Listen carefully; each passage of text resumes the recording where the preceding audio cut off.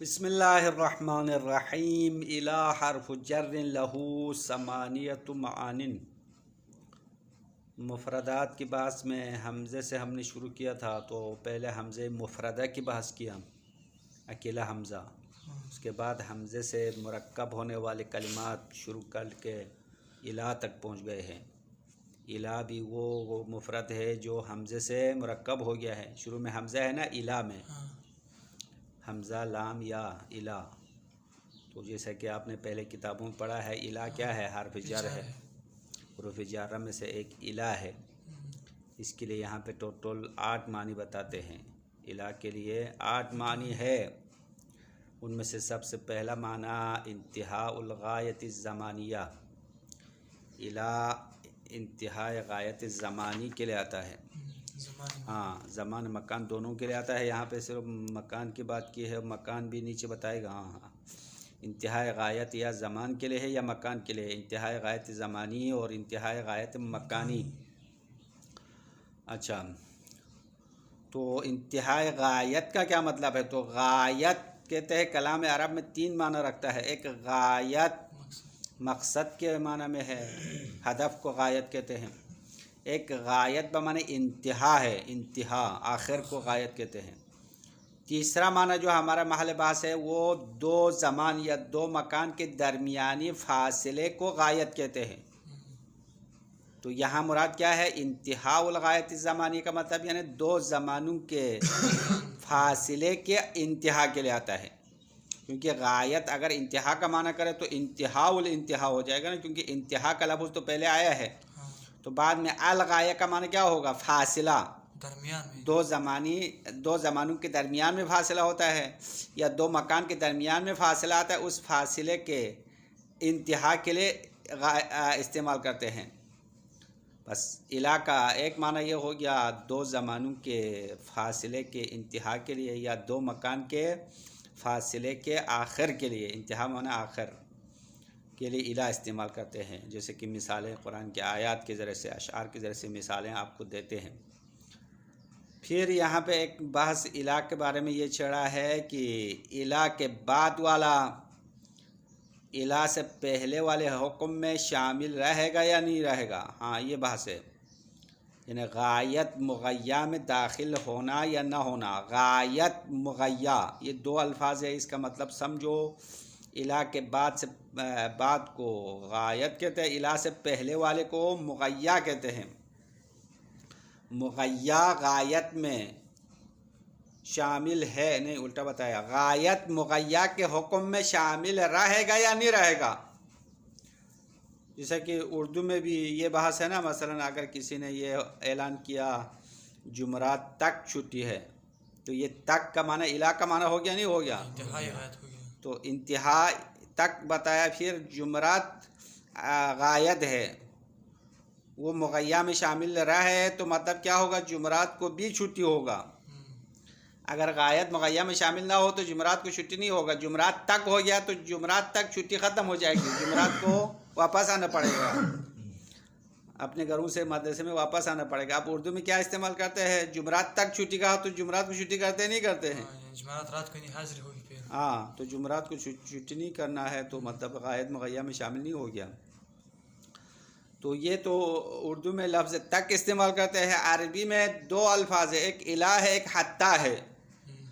تو حتی میں عام طور پر غایت مغیّہ کے حکم میں شامل رہتا ہے، یعنی حتی کے بعد والا حتی سے پہلے والے کے حکم میں داخل ہوتا ہے، جیسا کہ اکلت السمکۃ حتی رأسہا، میں نے مچھلی کو سر تک کھایا۔ تو سر بھی کھایا نا، سر تک کھایا کا مطلب ہے سر کو بھی کھانے میں شامل کیا ہے، تو حتی میں داخل ہوگا۔ لیکن الا میں کہتے ہیں یہاں پہ 3 صورتیں ہیں۔ ایک صورت یہ ہے کہ الا کے بعد والا پہلے میں غایت مغیّہ میں داخل ہونے پر قرینہ ہے تو داخل رہے گا۔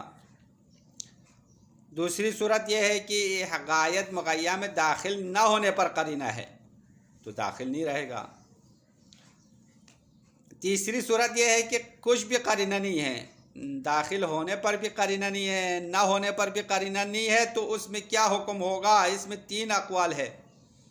پہلا قول یہ ہے کہ غایت مغیّہ میں تب داخل ہوگا اگر غایت مغیّہ کے جنس میں سے ہو۔ دوسرا قول یہ ہے کہ مطلقاً داخل ہوگا، یعنی غایت مغیّہ کے جنس میں ہو یا نہ ہو، ہر صورت میں داخل رہے گا۔ تیسرا قول یہ ہے کہ لا يدخل مطلقاً، مطلقاً غایت مغیّہ کے حکم میں داخل نہیں رہے گا۔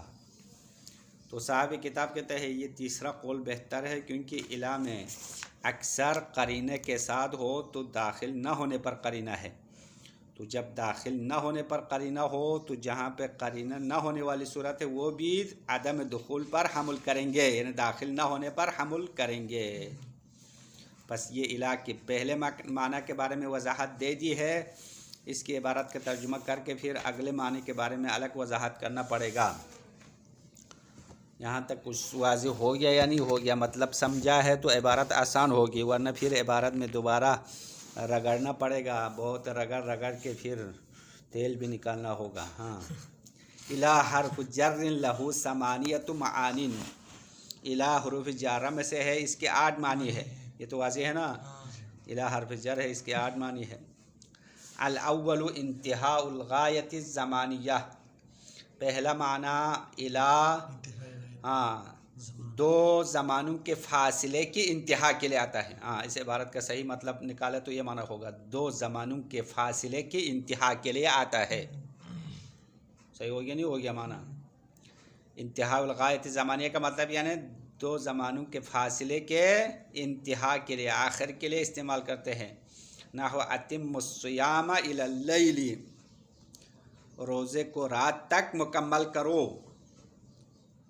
تو صبح سے لے کر رات تک فاصلہ ہے نا، فاصلہ زمانی، دن کا جو ٹائم ہے وہ فاصلہ زمانی ہے، تو الہ نے اس زمانے کے آخر کو بتا دیا ہے، یعنی رات تک روزہ رکھنا ہے۔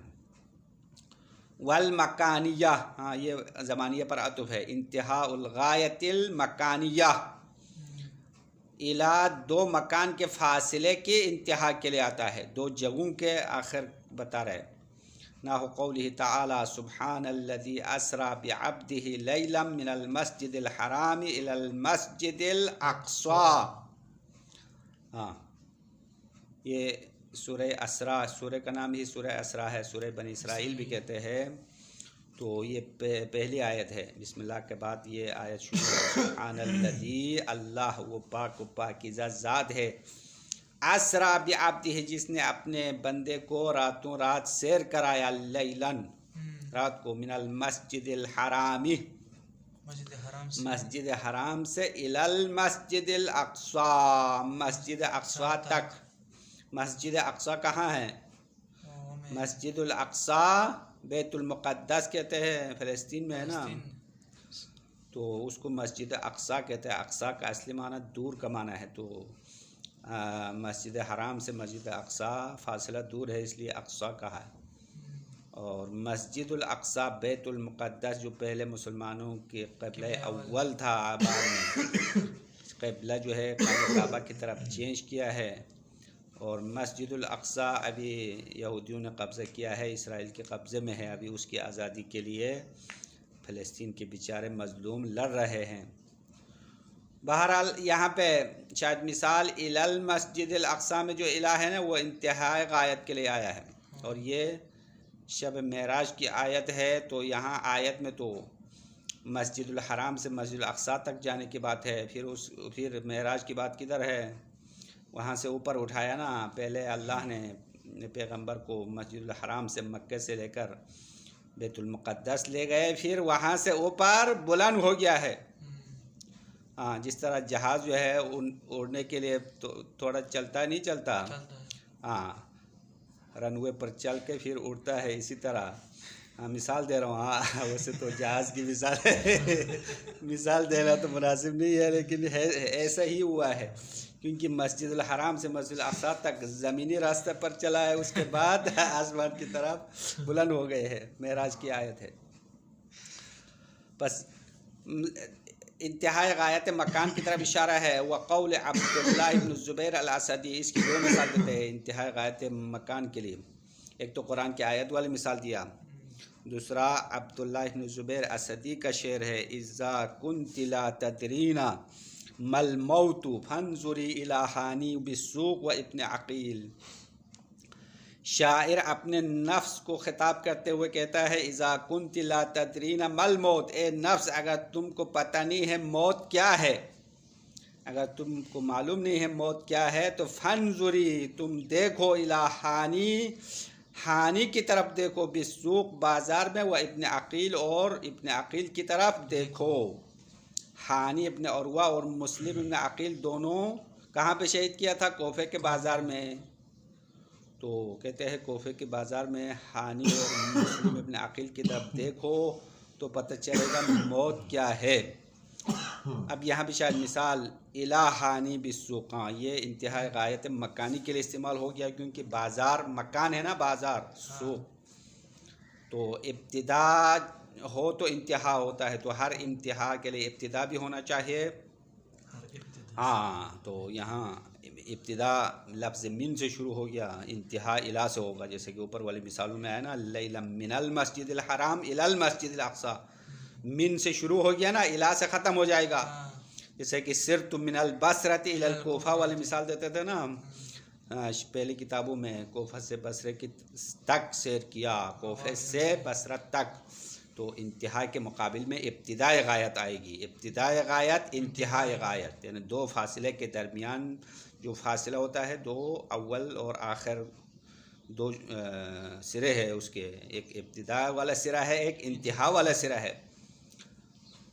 اب یہاں تک تو ابتدائی غایت زمانی، انتہائی غایت زمانی کی بات ختم ہو گئی، مکانی کی بات بھی ختم ہو گئی۔ اس کے بعد الی کے بعد والے غایت الی سے پہلے والے مغیّا میں شامل رہے گا یا نہیں رہے گا؟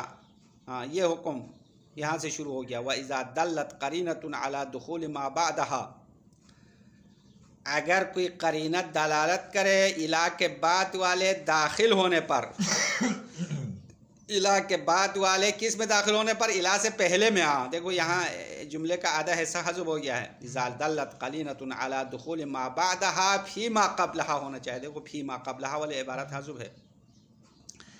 اگر کوئی قرینت دلالت کرے الی کے بعد والا الی سے پہلے میں داخل ہے، اب اصطلاح میں ہم نے نام بتا دیا، الی کے بعد والے کو کیا کہتے ہیں؟ غایت کہتے ہیں، الی سے پہلے والے کو مغیّا کہتے ہیں۔ یاد رکھو یہ علم اصول میں بھی آئے گا، بحث اصولی بھی ہے مفہوم غایت کی بحث، تو اس میں کہتے ہیں غایت مغیّا میں داخل ہونے پر قرینہ ہو، یا دوسری عبارت میں آپ کہو الی کے بعد والا الی سے پہلے میں داخل ہونے پر قرینہ ہو۔ جیسے کہ مثال دیتے ہیں قرأت القرآن من اولہ الی آخرہ، میں نے قرآن کو اول سے آخر تک پڑھا، تو آخر کیا ہے؟ سورہ ناس ہے نا، سورہ ناس کو بھی پڑھ لیا نا، آخر تک پڑھا کا مطلب ہے سورہ ناس کو چھوڑ نہیں دیا ہے، اس کے ساتھ پڑھ، ہاں وہ بھی پڑھ لیا ہے، تو ختم قرآن ہو گیا۔ او خروج ہی، ہاں یہ پہلے عبارت پر آؤ تم کرو، اذا دلت قرینۃ علی خروج ما بعدها من ما قبلها، اگر قرینہ دلالت کرے الی کے بعد والا الی سے پہلے والے سے خارج ہے، داخل نہیں ہے، جیسے کہ ثم اتموا الصیام الی اللیل، پھر تم لوگ روزہ مکمل کرو رات تک، تو رات کو تو روزہ نہیں رکھنا ہے نا، ہاں رات ہو جائے تو روزہ ختم ہو جائے گا۔ تو اُمِلَ بِہَا، دیکھو یہ اُمِلَ بِہَا اذا کے لیے جزا آ گیا، اذا دلت قرینۃ، اگر داخل ہونے پر قرینہ ہو یا خارج ہونے پر قرینہ ہو تو اُمِلَ بِہَا، اس قرینے کے مطابق عمل کیا جائے گا، یعنی قرینے پر عمل کر کے اسی کے مطابق معنی کرنا ہے۔ وَإِلَّا، یہ تیسری صورت بتا رہے ہیں، تیسری صورت یعنی اگر کچھ بھی قرینہ نہ ہو، پہلی صورت کیا ہے؟ داخل ہونے پر قرینہ ہو، دوسری صورت خارج ہونے پر قرینہ ہو، وَإِلَّا میں تیسری صورت بتا رہا ہے کہ کوئی بھی قرینہ نہ ہو۔ تو اس میں تین اقوال علماء نے بیان کیا، فقیل یدخل ان کان من الجنس،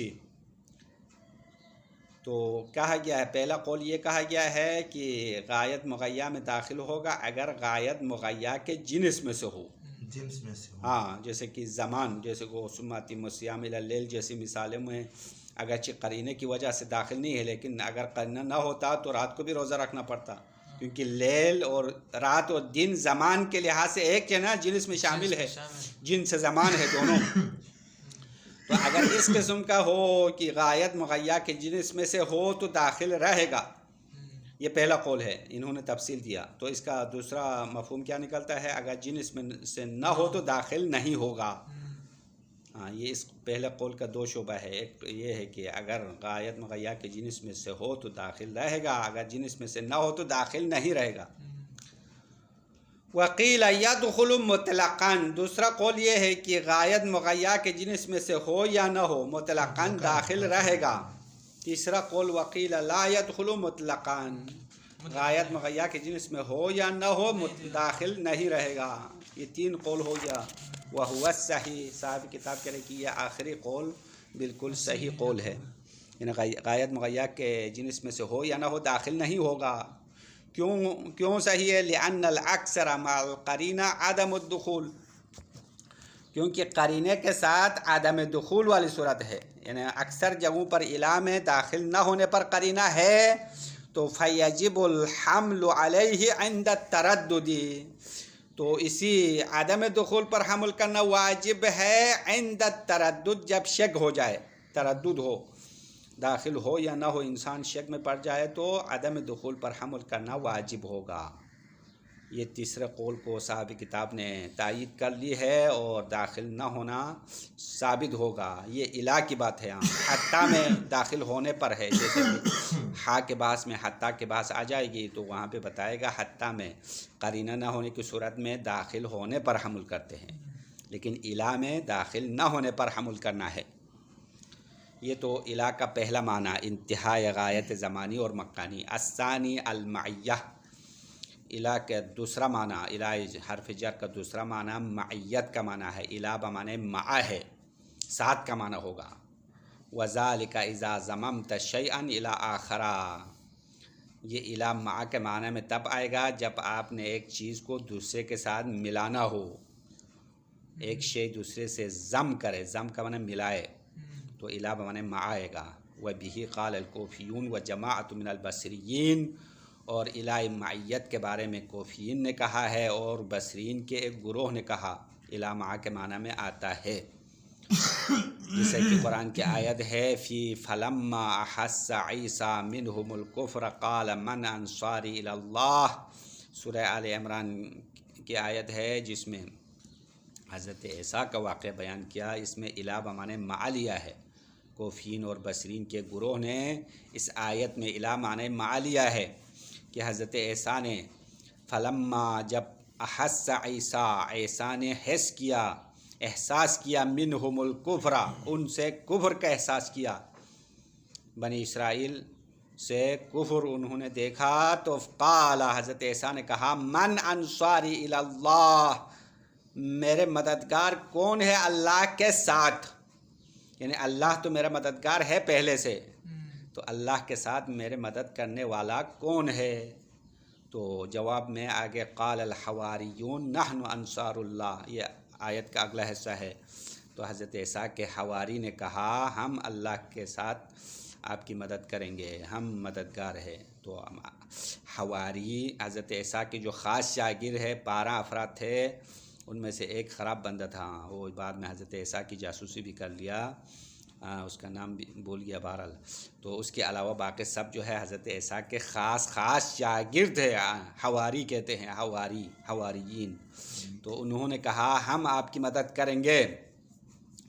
تو اس آیت میں الہ مع کا معنی میں لیتے ہیں، من انصاری مع اللہ، یعنی حضرت عیسیٰ نے پوچھا کہ اللہ کے ساتھ میرے مدد کرنے والے کون ہے؟ ولا يجوز الى زید مالون، اب اس مثال میں الہ مع کے معنی میں لینا غلط ہے، الى زید مالون، زید کے ساتھ مال ہے، یہ صحیح نہیں ہوگا۔ ترید مع زید مالون، یہاں پہ زید کے ساتھ مال ہونے کا معنی مراد لے تو الہ معنی مع لینا صحیح نہیں ہے، کیونکہ الہ مع کے ہونے کے لیے ایک شرط رکھا، وہ ضمیمہ والی شرط ہے، کیونکہ اللہ کے ساتھ دوسرے لوگوں کا مدد میں ضمیمہ ہونا صحیح ہے، کیونکہ اللہ بھی مدد کرنے والا ہے، دوسرے بھی مدد کرنے والے ہیں نا، تو مدد کرنے میں ضم کر سکتے ہیں، ملانا درست ہے، معنی صحیح ہوتا ہے، لیکن زید کے ساتھ مال کو ملانا صحیح نہیں ہے نا، کیونکہ زید انسان ہے، مال جو ہے وہ کیا ہے، انسان اور حیوان کے ضمن میں نہیں ہے، یہ الگ چیز ہے، یعنی اصلاً جنس اور نوع میں ہی الگ ہے۔ تو زید اور مال کو کسی حکم میں ضم کرنا صحیح نہیں ہوتا ہے، مطلب ضمیمہ یعنی حکم میں ضمیمہ کرنا ہے، یعنی دو چیزوں کو یا دو افراد کو کسی حکم میں ملا سکتے ہو تو الا معنی مع لیتے ہیں، اگر نہیں ملا سکتے ہیں تو نہیں لے سکتے ہیں۔ تو زید اور مال کو ایک حکم میں ملا سکتے ہیں کیا؟ زید اور مال الگ الگ چیزیں ہیں نا، یہ تو ملا نہیں سکتے ہیں، اس لیے یہاں پہ الا معنی مع لینا درست نہیں ہے، ساتھ لیں گے، ہاں ساتھ کا معنی نہیں لے سکتے ہیں۔ ولا یجوز الی زید مال ترید مع زید مال، زید کے ساتھ مال ہے۔ اب یہ تو اردو میں تو ترجمہ صحیح ہوتا ہے، لیکن عربی میں یہ معنی صحیح نہیں ہے، کیونکہ زید اور مال دونوں میں کوئی مناسبت نہیں ہے تاکہ ان کو ملا سکے، کسی حکم میں نہیں ملا سکتے ہیں۔ بات ختم ہو گئی ہے۔ الہ کا دوسرا معنی بھی بحمد اللہ آپ نے پڑھ لیا، آپ تیسرا چوتھا بھی پڑھیں گے، اگر ٹائم بچ جائے تو پانچواں بھی پڑھ لیں گے۔ ہاں دیکھتے ہیں کتنا ٹائم باقی ہے ہمارے پاس، ہاں ابھی ہے۔ الثالث التبیین، الہ کا تیسرا معنی بیان کرنے کا معنی ہے، تبیین۔ تو الہ کس چیز کو بیان کرے گا؟ تو کہتے ہیں یہ اپنے مجرور کے فاعل ہونے کو بیان کرے گا، اما اس کے لیے دو شرائط ہے، ایک یہ ہے کہ الہ ایسے فعل کے بعد آ جائے جو محبت اور بغض کا معنی دے، ہاں یہ پہلی شرط ہے۔ دوسری شرط یہ ہے کہ وہ فعل تعجب میں سے ہونا چاہیے یا اس میں تفضیل میں سے ہونا چاہیے، بس الہ سے پہلے کوئی فعل ہو اور اس فعل کے اندر یا محبت اور پیار کا معنی ہو یا اس کے مقابل والا بغض اور دشمنی کا معنی دے، اور وہ صیغہ تعجب میں سے ہونا چاہے یا اس میں تفضیل کا صیغہ ہو، تو اس صورت میں الہ بتائے گا کہ میرا مجرور اصل میں فاعل ہے، معنی کے لحاظ سے، ہاں لفظاً تو مجرور بن گیا لیکن معنی کے لحاظ سے الہ کا مجرور اس فعل کے لیے فاعل ہونا ثابت ہوگا۔ اب دونوں کی مثال آپ کو دیتے ہیں، محبت والے مثال بھی دیں گے اور بغض والے بھی مثال دیں گے۔ الثالث، تیسرا معنی التبیین، بیان کرنا ہے، وہی المبینۃ لفاعلیت مجرورہا، کہ یہ الہ وہ الہ ہے جو اپنے مجرور کے فاعلیت کو بیان کرے گا، یعنی الہ آپ کو بتائے گا کہ میرا مجرور فاعل ہے، لفظاً فاعل نہیں، ہاں معنی کے لحاظ سے فاعل ہے۔ بعد ما یفید حبا او بغضا، یعنی ایسے فعل کے بعد ہوگا جو محبت کا فائدہ دے گا یا دشمنی کا، من فعل تعجب او اسم تفضیل، اب وہ فعل تعجب میں سے ہوگا یا اس میں تفضیل کا صیغہ ہوگا۔ کچھ سمجھ میں آ رہا ہے نہیں آ رہا ہے؟ دیکھو ہم نے خلاصہ بھی بتا دیا، عبارت کی ترجمہ کے ساتھ بتا رہا ہے کہ الہ تبیین کے لیے کب آئے گا؟ جب ایسے فعل کے بعد آ جائے جو محبت کا معنی دے یا عداوت کا معنی دے، اور وہ فعل صیغے میں کیا ہونا چاہے، فعل تعجب کا صیغہ ہو یا اس میں تفضیل کا صیغہ ہو۔ مثال دے رہے قولہ تعالی، نحو قولہ تعالی قال رب السجن احب الی مما یدعوننی الیہ، سورہ یوسف کی آیت ہے۔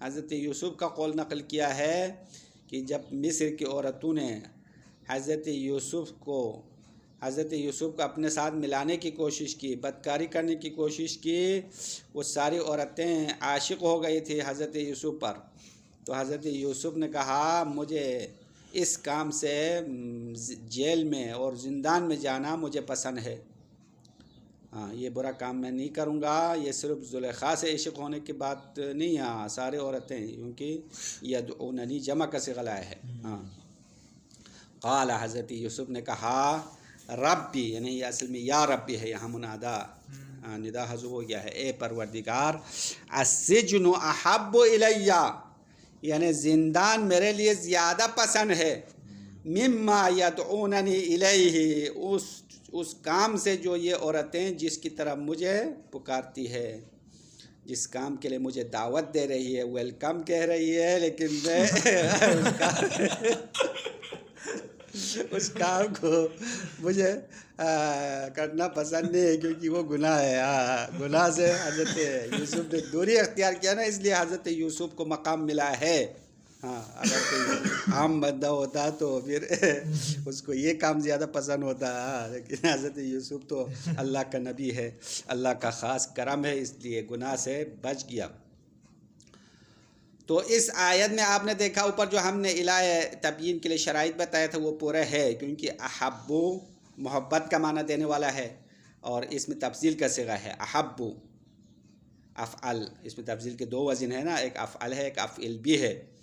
تو احبو اور الیہ, دیکھو الہ کے بعد یا متکلم ہے, یا متکلم سے کون مراد ہے؟ خود حضرت یوسف مراد ہے. تو محبت کرنے والا کون ہے؟ زندان کو پسند کرنے والا کون ہے؟ خود حضرت یوسف ہے. فاعل ہے نا معنی کے لحاظ سے. الیہ میں جو یا متکلم ہے وہ احبو کا فاعل ہے, اور یہ فاعل ہونا کس نے سمجھا ہے؟ الہ نے سمجھا ہے. اس کو الہ تبیین کہتے ہیں, بیان کرنے والا ہے. تو یہاں محبت کا معنی دیا, الہ سے پہلے احبو آیا ہے اور الہ تبیین ہے, اور الہ کا مجرور فاعل بنتا ہے. آیت کا ترجمہ پورا ہم نے کر لیا. اس کے بعد حدیث بھی دے رہے. مثال کے طور پر حدیث بھی صاحب کتاب نے لایا, وقول النبی صلی اللہ علیہ وسلم یا ابا ذر ما من شیء ابغض الی اللہ من الدنیا. پیغمبر اکرم نے جناب ابو ذر کو خطاب کرتے ہوئے فرمایا, اے ابو ذر, ما من شیء, کوئی بھی چیز نہیں ہے, ابغض الی اللہ, خدا کے پاس زیادہ ناپسند ہو, من الدنیا, دنیا سے بڑھ کر. دنیا سے بڑھ کر ناپسند چیز اللہ کی نظر میں کوئی اور چیز نہیں ہے. یعنی سب سے جو گھٹی چیز ہے وہ دنیا ہے. دنیا پست ہے, کیونکہ دنیا ادنا کے لیے مؤنث کا صیغہ ہے نا دنیا, جیسے کہ افعل فعلا. تو دنیا دو معنی ہے, ایک دنیا کو دنیا کہا کیونکہ یہ پست ہے, دوسرا دنیا بمعنی قریب کا معنی ہے. دنا یا دنو سے لے تو معنی قریب ہوگا. دنیا کو دنیا اس لیے کہا کیونکہ انسان کے قریب ہے. تو بہرحال اس حدیث میں پیغمبر نے فرمایا اللہ کے نزدیک جو ناپسند چیز ہے وہ کیا ہے؟ دنیا ہے. اب اس حدیث میں بھی آپ دیکھو الہ سے پہلے ابغضا آیا ہے. ابغضا بغض کا معنی دیتا ہے, محبت کے برخلاف ہے نا, احبو کے برخلاف آیا ہے ابغض. ہاں, اور الہ کے بعد اللہ ہے. اللہ تو حقیقت میں اللہ بغض رکھنے والا ہے, فاعل ہے. معنی کے لحاظ سے اللہ ابغضا کا فاعل بن جائے گا, اور یہ الہ تبیین کہلاتے ہیں, کیونکہ الہ نے اپنے بات والے کے فاعل ہونے کو بیان کیا ہے. الرابع, الہ کا چوتھا معنی بھی پڑھیں گے, مرادفۃ اللام. الہ لام کے مترادف ہے, لام میں جارہ لیے کا معنی ہوگا. الہ کا معنی لام کا معنی دیتا ہے. نہ ہو والامر الیکی, والامر الیکی. یہ سورہ نمل کی آیت ہے, بلقیس کا واقعہ ہے. بلقیس اور سلیمان کا واقعہ. اور اس میں جب بلقیس کو پتہ چل گیا کہ حضرت سلیمان نے اس کو خط لکھا ہے, تو انہوں نے اپنے وزیروں کو جمع کر کے مشورہ لیا کہ کیا کرنا چاہے, اس کے ساتھ لڑائی کرنا چاہے یا صلح کرنا چاہے. تو انہوں نے کہا والامر الیکی, یعنی حکم اور رائے آپ کی طرف ہے. یہاں الہ بمانے لام آنے لگے, والامر لکی ہونا چاہیے, یعنی حکم آپ کا ہے, یعنی آپ جو حکم کریں گے اس پر ہم عمل کرنا ہے. ہماری طرف سے کوئی مشورہ نہیں ہے, بس آپ جو حکم دے دو ہم تیار ہے, حاضر ہے. لڑائی کرنا تو لڑائی کریں گے, صلح کرنا تو صلح کریں گے. والامر الیکی, یہاں والامر لکی کا معنی دے رہے, یعنی امر آپ کا ہے, یعنی اس عورت کی طرف اشارہ ہے. الیکی ضمیر مخاطب مؤنث ہے, ہاں, بلقیس کی طرف اشارہ ہے. وقیل لانتہاء الغایہ, اور بعد میں اسی آیت میں الہ معنی انتہائی غایت دیا ہے. ای منتہن الیکی والامر منتہن الیکی. آیت کا معنی یہ ہے کہ بات آپ تک ختم ہوتی ہے. منتہن معنی ختم ہونا, یعنی بات آپ تک پہنچ کر ختم ہوگی, مطلب آپ کی بات آخری بات ہے. آپ کے بعد کوئی اور بات نہیں کر سکتا ہے, کیونکہ آپ حاکم ہے, رئیس ہے, اس لیے حاکم کی بات آخری بات ہے. بس یہاں الہ کے معنی میں دو احتمال ہے، ایک الہ انتہائی غایت کا معنی لیا، بعض نے الہ بمعنی لام کا لیا ہے۔ اما صاحب کتاب نے اپنے فتویٰ ہوا میں نہیں چھوڑا کیونکہ اس کے پاس کوئی نیا فتویٰ نہیں ہے۔ وصلی اللہ علی محمد